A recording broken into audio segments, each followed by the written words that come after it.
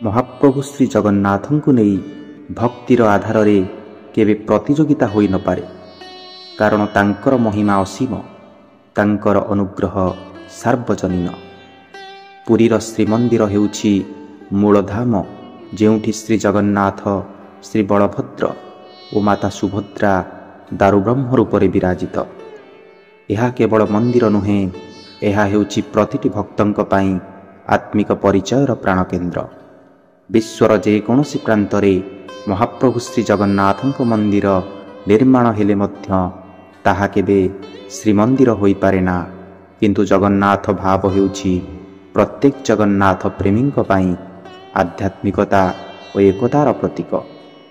ଏହି ଭାବ ହେଉଛି ଏକ ନିର୍ମଳ ଅନୁଭୂତି।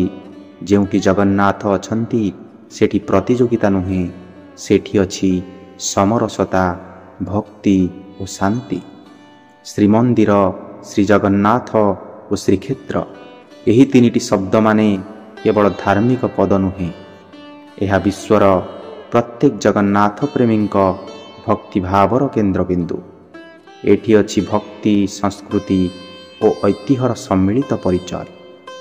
ପୁରୀ ଶ୍ରୀମନ୍ଦିର ହେଉଛି ଏହି ସମସ୍ତ ଭାବନାର ପ୍ରାଣକେନ୍ଦ୍ର।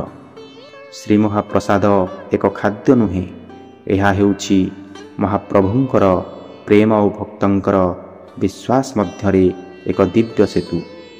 ଏହି ପ୍ରସାଦର ସ୍ୱାଦରେ ଅଛି ଭକ୍ତି ଓ ଶୁଦ୍ଧତା, ଯାହା ପ୍ରତିଟି ଜଗନ୍ନାଥ ପ୍ରେମୀଙ୍କୁ ଅନ୍ତର୍ନିହିତ ଦିବ୍ୟାନୁଭୂତି ପ୍ରଦାନ କରିଥାଏ। ବିଶ୍ୱର କୋଣ ଅନୁକୋଣରେ ବିରାଜିତ ସମସ୍ତ ଜଗନ୍ନାଥ ମନ୍ଦିର ଶ୍ରୀକ୍ଷେତ୍ର ଧାମରେ ବିରାଜିତ ଶ୍ରୀମନ୍ଦିରର ପ୍ରତିରୂପ ମାତ୍ର। ଯେପରି ନିଜର ପିତାଙ୍କୁ ସମ୍ମୁଖରେ ଦର୍ଶନ କରିବାର ଅନୁଭୂତି ଓ ବିଦେଶରେ ତାଙ୍କର ଅନୁପସ୍ଥିତିରେ ତାଙ୍କର ଫଟୋଚିତ୍ରର ଦର୍ଶନ କରିବାର ଅନୁଭୂତି, ଏହା ବାସ୍ତବିକ ତାହା। ଏହା କୌଣସି ତୁଳନା ନୁହେଁ, ବରଂ ଏହା ମୂଳ ସ୍ଥଳର ଭାବ ଓ ଅନୁଭୂତିକୁ ସ୍ମରଣ କରିବାର ଏକ ମାଧ୍ୟମ। ପ୍ରତ୍ୟେକ ମନ୍ଦିର ଯେଉଁଠି ଶ୍ରୀ ଜଗନ୍ନାଥଙ୍କୁ ପୂଜା କରାଯାଏ, ସବୁଠାରେ ସେହି ବିଶ୍ୱନିୟନ୍ତାଙ୍କର ଉପସ୍ଥିତି ରହିଛି। କିନ୍ତୁ ପୁରୀର ଶ୍ରୀମନ୍ଦିର ହେଉଛି ସେହି ଭକ୍ତି ଓ ଶ୍ରଦ୍ଧାର ମୂଳ ଆଲୋକ, ଯାହା ସମଗ୍ର ବିଶ୍ୱରେ ପ୍ରକାଶିତ। ତେଣୁ ଆମେ ଯେଉଁଠି ରହିଲେ ମଧ୍ୟ ପ୍ରତିଟି ମନ୍ଦିରକୁ ଶ୍ରଦ୍ଧା ଓ ଭକ୍ତିର ସହିତ ଦେଖିବା ଉଚିତ। କିନ୍ତୁ ଶ୍ରୀକ୍ଷେତ୍ର ପୁରୀର ମହତ୍ତ୍ୱକୁ ସ୍ୱତନ୍ତ୍ର ସ୍ୱୀକାର କରି ତାହାର ଅନନ୍ତ ମହିମାକୁ ବୁଝିବା ଦରକାର। ବନ୍ଧୁଗଣ, ଶ୍ରଦ୍ଧା ଓ ଭକ୍ତିରେ କୌଣସି ପ୍ରତିଯୋଗିତାର ଆବଶ୍ୟକତା ନାହିଁ।